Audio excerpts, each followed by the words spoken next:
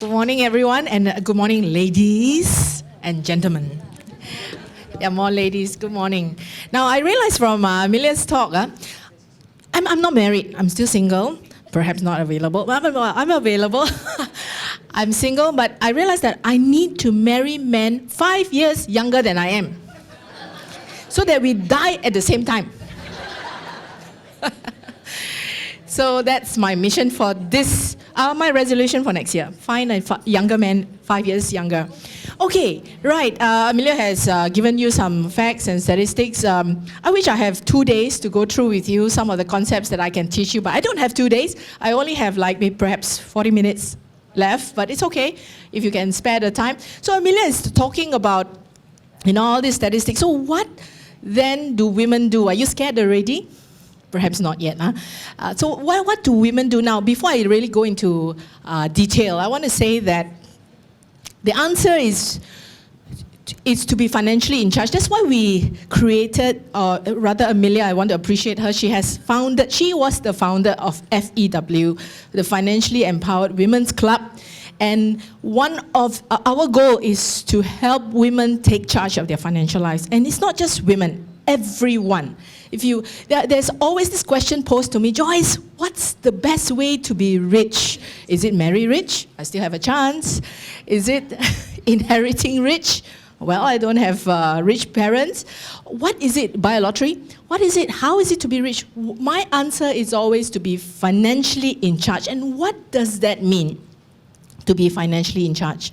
Now, to be financially in charge means that you behold concepts, so you understand concepts about financial literacy, that you are financially literate. And what is financial literacy? It is actually the knowledge and the understanding of personal finances. Simple.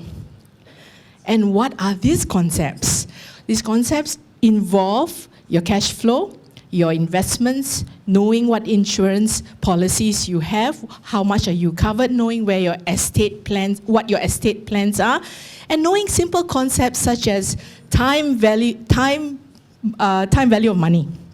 I've often met people, not just women, who have looked at their, say for example, their insurance ledgers, and they say, "Oh, Joyce, I'm going to get $1 million when I'm 80 years old or 65, $1 million is different 20 years later compared to today. So that's time value of money.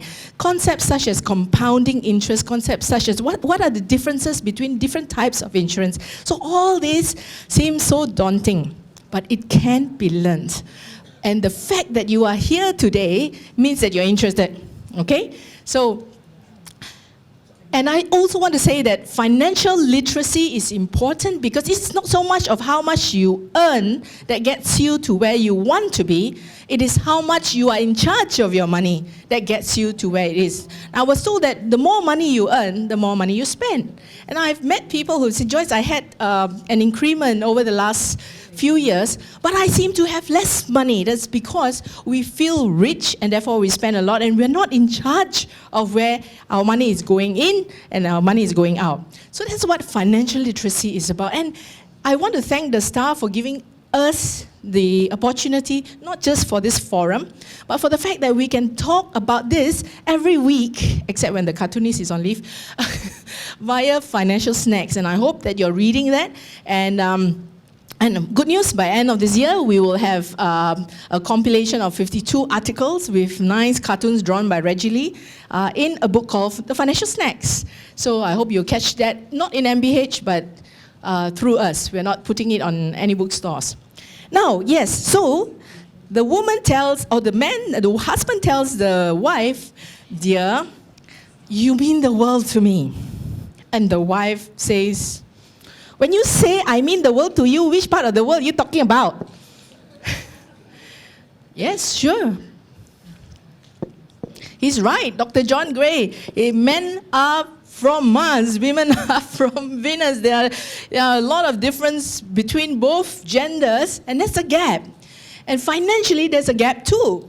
And that's why we're here today, right? To talk about what are some things we can do, and what are the implications of this gap.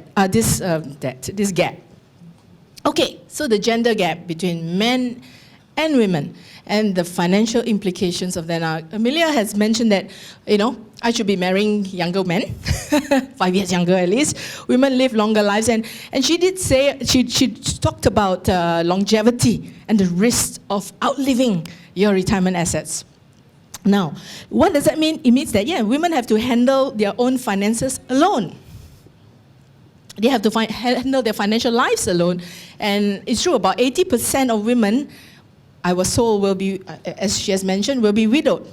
And that's a scary thing, because I met a lot of women who are in a position where they feel that I really don't know what to do when I go to the bank. And I had actually practically gone to the bank with them to just do a simple bank draft because they are afraid. Now, it sounds funny to some of us here, or most of us here, because we've done that before. But there are women like that, and that's the purpose why we want to be there as a club for women. Now, of course, outliving our retirement assets, especially if you don't plan earlier. Now, women generally do earn less than men. As Amelia has pointed out, is because they work lesser years. They are the ones who are the caregivers most of the time. They care for their parents, for their kids. And also, if they do continue to work, they do earn less. And what does that mean? That means they have less retirement savings, less EPF generally, and they become more financially reliant. Well, except for the women here, the other women who are not here today, on this Saturday morning where you can sleep in, women are less interested in financial matters. And somehow I was talking to a gentleman just now, and I said, why do women, why are they afraid of analysis? Why are they afraid of looking at data and numbers and, doing all this sort of, anything that is related to bigger ticket items relating to personal finance? Well, it's emotions. We women are very relational. We want to relate to something that talks back to us.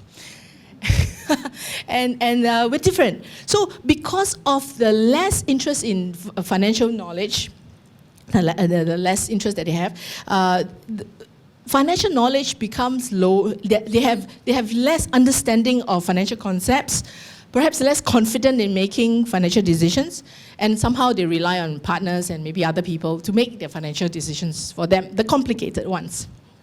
So some of these financial implication. But the good news is there's a survey done that by Financial Finance in 2014 that they are closing the gap, that they are managing debt, saving, and they are having more emergency buffers and being on track for retirement.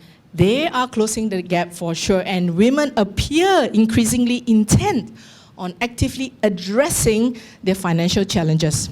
That's the good thing about women, When we don't know, we tell you we don't know. But men, they tell you more than they think they know.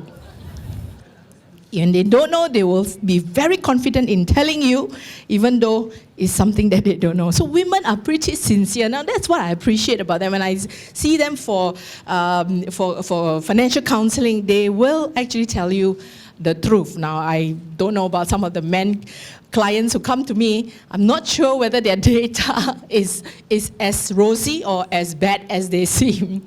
But nevertheless, we acknowledge there's a gap between the men and the women. So we treat them differently. We treat the data differently too. Okay, now,